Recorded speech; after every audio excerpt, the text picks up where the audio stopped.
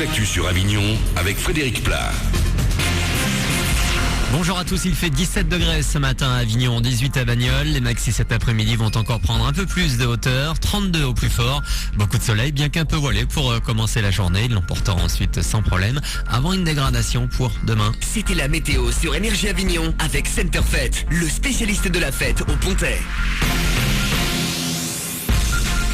975 compagnies présentes, ça en fait des affiches. À 3 jours du coup d'envoi du Festival d'Avignon, c'est à partir de 14h aujourd'hui que vous allez voir fleurir un peu partout en centre-ville les affiches des 1161 spectacles au programme cette année. C'est également ce mercredi que vous pouvez récupérer le programme papier du off dans tous les lieux du festival. Une date importante également pour les accros au shopping et surtout aux bonnes affaires. Une semaine après quasi toute la France, c'est donc ce 4 juillet que commencent les soldes d'été en Vaucluse et dans toute la région PACA. Vous avez 5 semaines pour faire donc la course aux bonnes affaires. Une première uniquement aux États-Unis pour le moment. Des tests de dépistage du sida seront mis en vente libre au mois d'octobre en Amérique. Trop de séropositifs n'osent pas se déplacer dans les centres pour faire le test. Il suffira de prélever un peu de salive sur un tampon puis de le placer dans un flacon. Résultat connu 20 à 40 minutes plus tard. Un seul rescapé, Joe-Wilfried Tsonga reste l'unique Français encore en lice sur le gazon de Wimbledon. Il affronte l'Allemand Philippe Kohlschreiber ce mercredi pour une place en demi. Richard Gasquet a été éliminé hier en 8e. Le parcours du Tour de France, le peloton s'attaque à la 4e étape aujourd'hui avec Fabian Cancellara, le Suisse toujours maillot jaune.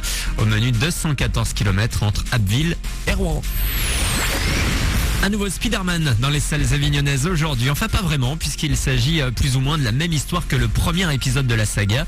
On a toutefois un nouvel acteur, Andrew Garfield, qu'on a vu en associé du créateur de Facebook dans The Social Network. Et on s'intéresse à son adolescence, de quoi attirer de jeunes spectateurs qui pour certains ont tendance à s'identifier au super-héros. Andrew Garfield a d'ailleurs une explication. Parce que c'est le mec le plus normal qu'on peut croiser. Un super-héros genre Monsieur Tout-le-Monde. Il est en chacun de nous. D'ailleurs, il est un peu en moi.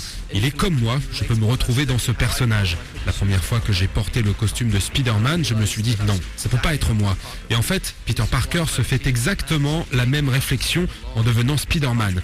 Il grandit avec le personnage et il crée un symbole sans réaliser ce qu'il représente. Et quand il le comprend, il doit faire avec.